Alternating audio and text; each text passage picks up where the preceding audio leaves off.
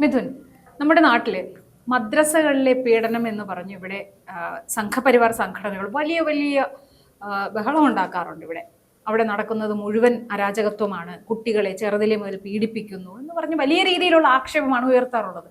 ശരിയാണ്, അവിടെ അങ്ങനെ ഒരു സംഭവം നടക്കുന്നുണ്ടെങ്കിൽ അത് എതിർക്കപ്പെടേണ്ടത് തന്നെയാണ്. പക്ഷെ അതുപോലെ തന്നെ ഈ എതിർക്കുമ്പോൾ അവരുടെ സംഘടനയിൽ അങ്ങനത്തെ സംഭവം ഉണ്ടായാൽ അതും തീർത്തും വിമർശനത്തിന് അതീതരല്ല അവർ. അപ്പോൾ ഇപ്പോൾ ഒരു അനന്തു അജി എന്ന് പറയുന്ന ചെറുപ്പക്കാരൻ ആത്മഹത്യാക്കുറിപ്പ് ഫേസ്ബുക്കിലൂടെ ഷെഡ്യൂൾ ചെയ്ത് വെച്ചിട്ടാണ് അദ്ദേഹം ആത്മഹത്യ ചെയ്തത്. അദ്ദേഹത്തിന്റെ ബാല്യം മുതൽ ഇത്രയും കാലം അനുഭവിച്ച യാതനകളെല്ലാം വളരെ വ്യക്തമായി തന്നെ സോഷ്യൽ മീഡിയയിൽ കുറിച്ചിട്ടുണ്ട്. അപ്പോൾ അദ്ദേഹത്തിന്റെ അച്ഛൻ തന്നെയാണ് ശാഖയിൽ ചേർത്തതും ആ ശാഖയിൽ നിന്നുണ്ടായ പീഡനങ്ങൾ അദ്ദേഹം കൃത്യമായി തന്നെ അതിൽ എഴുതിയിട്ടുണ്ട്. എന്തുകൊണ്ട് ഇവിടുത്തെ RSS സംഘപരിവാർ സംഘടനാ നേതാക്കളൊന്നും സ്വന്തം വീട്ടിൽ തന്നെ ആയാലും ഇങ്ങനൊരു സംഭവം ഉണ്ടായാൽ അതിനെതിരെ ശബ്ദം ഉയർത്തണ്ടേ? ഇവരാരും അതിനെപ്പറ്റി ഒന്നും മിണ്ടുന്നില്ല. ഇവിടെ അതുമായി ബന്ധപ്പെട്ട് യാതൊരു പ്രതികരണങ്ങളും ഇവിടെ ഉണ്ടാകുന്നില്ല എന്നുള്ളതാണ്. അത് വളരെ ഖേദകരമാണ്. അപ്പോൾ ശാഖകളിലെല്ലാം എപ്പോഴും പറഞ്ഞു കേൾക്കാറുള്ളത്, നമ്മൾ പറയുന്ന RSS സംഘപരിവാർ അജണ്ട എന്ന് പറയുന്നത് ഹൈന്ദവ രാഷ്ട്രമാണ്, മതേതരത്വത്തിലൂന്നിയ ഇന്ത്യ എന്ന് പറഞ്ഞാൽ ഒരു മതേതര രാഷ്ട്രമാണ്, അതിന് വിരുദ്ധമായാണ് ഇവരുടെ അജണ്ടയുള്ളത് എന്ന് വാദിക്കുമ്പോൾ പോലും RSSുമായി ബന്ധപ്പെട്ടവർ പറയുന്നത് വളരെ അച്ചടക്കത്തോടെ കുട്ടികളെ ചെറുതിലേ തന്നെ വാർത്തെടുക്കുന്നു എന്നൊരു വാദമാണ് ഇവർ ഉയർത്തുന്നത്. പക്ഷെ അവിടെയും വാർത്തെടുക്കുന്നത് ഇതുപോലെയുള്ള അന്തർമുഖന്മാരെയും ഡിപ്രഷനിലോട്ട് നയിക്കുന്നതുമാണ് അവിടുത്തെ പ്രവർത്തനങ്ങൾ എന്ന് വളരെ വ്യക്തമാക്കുന്നതാണ് ഇത്.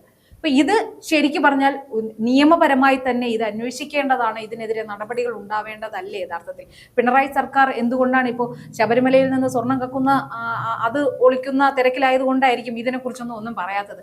തോന്നുന്നുണ്ടോ അവർ ഇതിനെതിരെ എന്തെങ്കിലും നടപടി എടുക്കുമെന്നോ അന്വേഷണം നടത്തുമെന്നോ തോന്നുന്നുണ്ടോ? അല്ല, ഇത് വളരെ ഗൗരവമായിട്ടുള്ള ഒരു സംഭവമാണ്. 26 വയസ്സുള്ള ഒരു യുവാവ് ഇൻസ്റ്റാഗ്രാമിലൂടെയാണ് ഷെഡ്യൂൾ ചെയ്ത് വിട്ട ആത്മഹത്യാക്കുറിപ്പ്. അതിന് 15 പേജുള്ള ആത്മഹത്യാക്കുറിപ്പ്. വളരെ ഗുരുതരമായ കാര്യങ്ങളാണ് അതിനകത്ത് പറഞ്ഞിരിക്കുന്നത്. അത് ഷെഡ്യൂൾ ചെയ്ത് വെച്ചിട്ട് മരണശേഷം അത് പുറത്തു വരുന്ന രീതിയിലാണ് ഷെഡ്യൂൾ ചെയ്ത് വെച്ചത്. അങ്ങനെ ആത്മഹത്യ ചെയ്യുന്നു. പൊൻകുന്നം സ്വദേശി, കോട്ടയം പൊൻകുന്നം സ്വദേശിയാണ്. തിരുവനന്തപുരത്ത് വന്നാണ് ഇയാൾ ആത്മഹത്യ ചെയ്ത് ഒരു ലോഡ്ജിൽ മുറിയെടുത്തുകൊണ്ട് ഒരു IT പ്രൊഫഷണലാണ് ഇയാൾ. അങ്ങനെ ആത്മഹത്യ ചെയ്യുന്നത്. അതിന് പിന്നെ ഈ മാസം 9-ാം തീയതിയാണ് ഈ സംഭവം നടക്കുന്നത്. വളരെ ഗൗരവമായിട്ടുള്ള അല്ലെങ്കിൽ അതീവ ഗുരുതരമായിട്ടുള്ള ഒരു ആരോപണമാണ് ഈ പറയുന്ന RSS എന്ന് പറയുന്ന സംഘടനയ്ക്കെതിരെ ആ ആത്മഹത്യാ കുറിപ്പിലുള്ളത്. കാരണം നമുക്കറിയാം RSSനെ ഈ പറയുന്ന കഴിഞ്ഞ സ്വാതന്ത്ര്യദിനത്തിൽ പോലും പ്രധാനമന്ത്രി നരേന്ദ്രമോദി ലോകത്തെ തന്നെ ഏറ്റവും വലിയ NGO ആണെന്ന് പറഞ്ഞ് 100 വർഷം തികച്ചിരിക്കുകയാണ് ഇപ്പോൾ. അപ്പോൾ വലിയ NGO ആണ്. അതിന്റെ രാഷ്ട്ര സേവനത്തിന്റെ കാര്യവും ഒക്കെ തന്നെ പാടി പുകഴ്ത്തിക്കൊണ്ട് അഭിനന്ദിച്ച ഒരു സാഹചര്യം നമുക്ക് ഓർമ്മയുണ്ട്. കഴിഞ്ഞ 100 വർഷം തികയ്ക്കുന്ന വേളയിലും പ്രധാനമന്ത്രി വലിയ രീതിയിൽ അതിനെ പ്രശംസിച്ചു. കാരണം വ്യക്തി വികാസത്തിലൂടെയാണ് അല്ലെങ്കിൽ വ്യക്തിയുടെ ഒരു ഡെവലപ്മെന്റിലൂടെയാണ് രാഷ്ട്രം വളർത്തുന്നത്. അതാണ് RSSന്റെ ഒരു മുഖമുദ്ര എന്ന് പറഞ്ഞുകൊണ്ട് അവരുടെ പ്രവർത്തനങ്ങളെയൊക്കെ തന്നെ പ്രകീർത്തിക്കുന്നുണ്ട്. ആ ഒരു സംഘടനയെ കുറിച്ചാണ് വളരെ ഗൗരവമായിട്ടുള്ള അല്ലെങ്കിൽ ചർച്ച ചെയ്യപ്പെടേണ്ട ഒരു വിഷയം ഇപ്പോൾ ഉയർന്നു വന്നിരിക്കുന്നത്. ഈ പയ്യൻ, ഈ യുവാവ് അനന്തു അജി 4-ാമത്തെ വയസ്സ് മുതൽ ശാഖയിൽ പോകുന്നുണ്ട്. അച്ഛനൊരു സംഘപരിവാറിന്റെ ഒരു പ്രചാരകനാണ്, RSS പ്രചാരകനാണ്. അദ്ദേഹമാണ് ഈ പറയുന്ന 4-ാം വയസ്സിൽ ഈ അനന്തുവിനെ കൊണ്ടുവന്ന് ശാഖയിൽ വിടുന്നത്. പിന്നീട് ഇങ്ങോട്ട് കുറേ വർഷമായിട്ട് 20 വർഷത്തോളമായിട്ട് ഈ അനന്തു ശാഖയിൽ പോകുന്നുണ്ട്, പ്രവർത്തിക്കുന്നുണ്ട്. ആ സമയം മുതൽ തന്നെ ഈ ശാഖയിലെ പലരുടെയും നേതാക്കളിൽ നിന്നും വളരെ മൃഗീയമായ രീതിയിൽ പീഡനം, അത് പല രീതിയിലുള്ള പീഡനമുണ്ട്. ലൈംഗികമായ പരമായിട്ടുള്ള പീഡനം അനുഭവിച്ചിട്ടുണ്ടോ? അതുകൂടാതെ തന്നെ ശാരീരികമായിട്ടുള്ള പീഡനം, ഈ ദണ്ഡ ഉപയോഗിച്ചൊക്കെ തന്നെ വലിയ മൃഗീയമായിട്ട് കുട്ടിക്കാലം മുതൽ തന്നെ ഉപദ്രവിച്ചിട്ടുണ്ട്. അതിൽ ഒരാളുടെ പേര് പറയുന്നുണ്ട്, NM എന്നാണ്, ഒരു ചുരുക്കപ്പേരാണ്. ആരുമാകാം, അത് ഇത് ചെയ്യുന്നില്ല, വെളിപ്പെടുത്തുന്നില്ല. അവർക്കറിയാമായിരിക്കും. പക്ഷെ ഒരു ക്ലൂ നൽകുന്നുണ്ട്. NM എന്ന് പറയുന്ന ഒരു, എങ്ങനെയാണ് അയാളുടെ പേര് പറയുന്നത് ആത്മഹത്യാ കുറിപ്പിനകത്ത്. അപ്പോൾ വളരെ വിശദമായിട്ടൊരു ക്ലൂ കൊടുത്തുകൊണ്ട് അല്ലെങ്കിൽ സൂചന കൊടുത്തുകൊണ്ട് ഒരു RSS പോലൊരു സംഘപരിവാർ സംഘടനയ്ക്കെതിരെ വളരെ ഗൗരവമായ ഒരു കാര്യം പറയുന്നു. അതുമാത്രമല്ല, യുവാവ് ആത്മഹത്യ ചെയ്യുകയാണ്. തന്റെ ഒബ്സസീവ് കമ്പൾസീവ് ഡിസോർഡർ രോഗമാണ്. അത് ഡിറ്റക്ട് ചെയ്യുന്നതിനും വരെ എന്താണ് കാരണമെന്ന് തനിക്ക് അറിയില്ലായിരുന്നു. അത് തിരിച്ചറിഞ്ഞതിന് ശേഷമാണ് ഇതൊക്കെയാണ് തന്നെ ഇതിലേക്ക് എത്തിച്ചത് എന്ന് താൻ തിരിച്ചറിയുന്നതൊക്കെ തന്നെ ആ കുറിപ്പിൽ പറയുന്നുണ്ട്. അപ്പോൾ ആ യുവാവിനെ വല്ലാത്തൊരു മാനസികാവസ്ഥയിലേക്ക് തള്ളിവിടുന്ന അത്രയും ഗുരുതരമായ രീതിയിലാണ് അവിടെ ആ പീഡനങ്ങൾ നടന്നിട്ടുള്ളത്. ശാരീരികമായിട്ടുള്ള പ്രകൃതി വിരുദ്ധ പീഡനം നമ്മൾ പറയും, അത്തരത്തിലുള്ള പീഡനം നടക്കുന്നു. ഒപ്പം തന്നെ ഈ ദണ്ഡ ഉപയോഗിച്ചുള്ള പീഡനം നടക്കുന്നു. അത് മാത്രമല്ല, താൻ മാത്രമല്ല ഇതിന്റെ ഇര, നിരവധി കുട്ടികൾ ഇതേപോലെ ഇരകളാക്കപ്പെടുന്നുണ്ട്. അമ്മമാരോട് പറയുന്നത്, നിങ്ങൾ ഒരിക്കലും നിങ്ങളുടെ കുട്ടികളെ ശാഖയിലേക്ക്, ഈ പറയുന്ന ശാഖകളിലേക്ക് വിടരുത്. RSS കാര്യമായിട്ടുള്ള ആരാണെങ്കിലും, ഇനിയിപ്പോൾ അച്ഛനാണെങ്കിൽ പോലും RSSകാരനുമായിട്ട് സമ്പർക്കത്തിൽ വരാൻ അല്ലെങ്കിൽ അവരോട് സഹകരിക്കാൻ ഇടവരുത്തരുത്, അല്ല അതിനുള്ള സാഹചര്യം ഒരുക്കരുത്. കാരണം അത്രയധികം വെറുപ്പ് ചുമന്നുകൊണ്ട് നടക്കുന്നവരാണ് ഈ RSSകാരെന്ന് പറയുന്നത്. വെറുപ്പിന്റെ ഒരു വ്യാപാരികളാണ് അവരുമായിട്ടുള്ള സഹകരണം ഒരു ശരിയായ കാര്യമല്ല എന്ന് ഒക്കെ തന്നെ വലിയ രീതിയിലുള്ള കാര്യങ്ങൾ ഇതിനകത്ത് പറയുന്നുണ്ട്. അപ്പോൾ ഇത് സമൂഹം ചർച്ച ചെയ്യപ്പെടേണ്ട ഒരു സംഭവമാണ്. നമുക്കറിയാം, സാധാരണ ഒരു പീഡനം നടന്ന ഒരു ആത്മഹത്യ ഒരു പെൺകുട്ടിയോ വല്ല നടത്തുകയാണെങ്കിൽ നമ്മളത് വലിയ രീതിയിൽ ചർച്ച ചെയ്യപ്പെടേണ്ട കാര്യമാണ്. അതേ സമാനമായ രീതിയിൽ തന്നെയാണ് ഒരു യുവാവ്, പോക്സോ കേസാണ് കേട്ടോ, 4ാമത്തെ വയസ്സ് മുതൽ ആ കുട്ടി അറിയാതെ അതിനകത്ത് കുട്ടിയെ വലിയ രീതിയിൽ ലൈംഗിക ദുരുപയോഗം നടത്തിയെന്ന് പറയുമ്പോൾ അതിൻ്റെ ഒരു ഗ്രാവിറ്റി അങ്ങേയറ്റമാണ്. അത് സമൂഹം സാധാരണ ഒരു കാര്യം പോലെ തന്നെ ചർച്ച ചെയ്യപ്പെടേണ്ടതാണ്. അത് മാത്രമല്ല, ഇക്കാര്യത്തിൽ ഒരു അന്വേഷണം പോലീസിന് സ്വമേധയാ കേസെടുക്കാവുന്നതേ ഉള്ളൂ. ഒരു ആത്മഹത്യ കുറിപ്പ് എഴുതി വെച്ചിട്ടാണ്, വ്യക്തമായ ഒരു കുറിപ്പ് എഴുതി വെച്ചിട്ടാണ് ആത്മഹത്യ ചെയ്തിരിക്കുന്നത്. അപ്പോൾ അത് പറയുന്നുണ്ട്, ഒന്നുകൂടി വരാമെന്ന് പറയുന്നത് ഒരു പോസ്റ്റ് മാത്രമായിരിക്കും, ചിലപ്പോൾ ഒരു വീഡിയോ ആകാമെന്ന് അതിനകത്ത് പറയുന്നുണ്ട്. ഈ പോസ്റ്റിൽ തന്നെ ആത്മഹത്യ കുറിപ്പിൽ തന്നെ പറയുന്നുണ്ട് എന്റേതായിട്ട് ഇനി ഒരു വീഡിയോ കൂടി വന്നേക്കാം എന്ന് പറയുന്നുണ്ട്. ഈ 2 അതോടുകൂടി അവസാനിക്കും. അത് ഈ 2 തൻ്റെ തന്നെ ആയിരിക്കും, അതിനുശേഷം ആരെങ്കിലും ചെയ്താൽ എനിക്കറിയത്തില്ല എന്നൊക്കെ പറയുന്നുണ്ട്.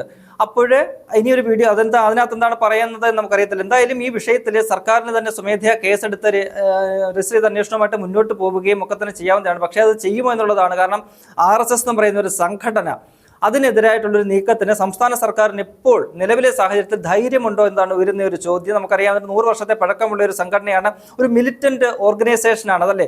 അവിടെ ചെന്ന് കഴിഞ്ഞാൽ അടുക്കും ചുറ്റോടും കൂടി ഒരു മിലിറ്ററിയിൽ എങ്ങനെയാണോ ആ രീതിയിലാണ് അവരെ വാർത്തെടുത്തുകൊണ്ട് വരുന്നത്. ചെറിയ പ്രായത്തിൽ തന്നെ ആ രീതിയിൽ അവരെ ട്രെയിൻ ചെയ്ത് കൊണ്ടുപോവുകയാണ്. 4 വയസ്സുള്ള ഒരു കുട്ടി, ആ കുട്ടിക്ക് അറിയില്ല എന്ത് വേണം വേണ്ട എന്നുള്ളത്. ആ 4 വയസ്സുള്ള കുട്ടിക്ക് അറിയില്ല. ഇപ്പൊ അച്ഛന്റെ രാഷ്ട്രീയം ഒന്നാവാം. ഇതിപ്പോ ഈ RSS ശാഖയിലെന്നല്ല, ഇപ്പൊ മറ്റു പല ഇതുപോലെ ചെറിയ പ്രായത്തിൽ തന്നെ ട്രെയിൻ ചെയ്തെടുക്കുന്ന, അത് SFIയുടെ തന്നെ ചെറിയ CPMകാർക്ക് ചെറിയ കുട്ടികളെ തന്നെ അവരുടെ ഇതിലേക്ക് ബാലസംഘം അങ്ങനെ ഒരു സംഘം അവർക്കും ഉണ്ട്. അപ്പൊ ഇതിലെല്ലാം ചെറിയ കുട്ടികളെ കൊണ്ടുപോയി അവിടെ ട്രെയിൻ ചെയ്യിപ്പിക്കുക എന്ന് പറഞ്ഞാൽ അതൊരു വലിയ, ശരിക്കും പറഞ്ഞാൽ അതൊരു ശിക്ഷ കൊടുക്കേണ്ടുന്ന ഒരു കുറ്റമായിട്ട് തന്നെ അത് നിയമനിർമ്മാണം നടത്തേണ്ടതുണ്ടെന്നാണ് എൻ്റെ ഒരു അഭിപ്രായം. ഞാൻ കഴിഞ്ഞ ദിവസം ഇഷ ആദിയോഗി അവിടെ പോയിട്ടുണ്ടായിരുന്നു. അവിടെ ഒരു സ്കൂളുണ്ട്, ഈ സംസ്കൃതി പരമായിട്ടുള്ള ഒരു സ്കൂളാണ് അവർ നടത്തുന്ന സ്കൂൾ. ആ സ്കൂളിൽ കുട്ടികൾക്ക് അഡ്മിഷൻ ലഭിക്കണമെങ്കിൽ ഇപ്പൊ അച്ഛനും അമ്മയ്ക്കും പലതരം വിശ്വാസങ്ങൾ ഉണ്ടാവാം. അപ്പൊ എല്ലാവരും ആഗ്രഹിക്കും എന്റെ മക്കൾ എന്റെ പാതയിലൂടെ വരണം എന്ന് ആഗ്രഹിക്കുന്ന ഒരുപാട് രക്ഷകർത്താക്കൾ ഉണ്ടാവും. പക്ഷെ അങ്ങനെ ഒരു കുട്ടിയെ അവിടെ ചേർക്കാൻ കൊണ്ടുപോയി അവർ ആദ്യം അവിടെ കുട്ടിയെ അവിടെ നിർത്തി 2-3 ദിവസം, അത് ഈ അഡ്മിഷന് മുന്നേ കുട്ടിയുമായി അവരൊന്ന് ഇടപഴകും.